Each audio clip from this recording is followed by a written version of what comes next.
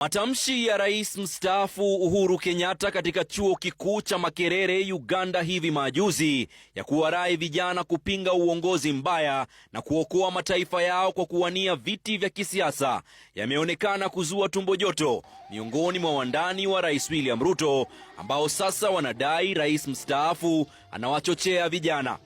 Huwezi kuwa rais ambaye umestaafu unaenda kufanya uchochezi.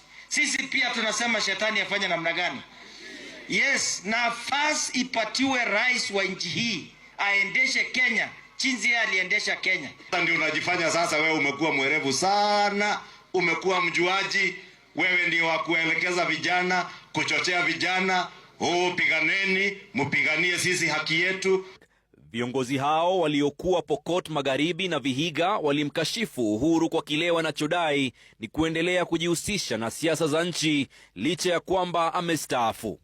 Haya yanajiri baada ya aliyekuwa waziri wa usalama Fred Matiang'i kutangaza azma yake ya kuwania urais huko Kisii alikofanya mkutano wa kisiasa Ijumaa. Wewe mheshimiwa Uhuru Kenyatta, retire bwana. Hii kiti ilienda. Hii haiko si yako. Saa hiyo kitu iko na mtu mwingine, wenda hauko hata ufanye nini bwana, ilienda.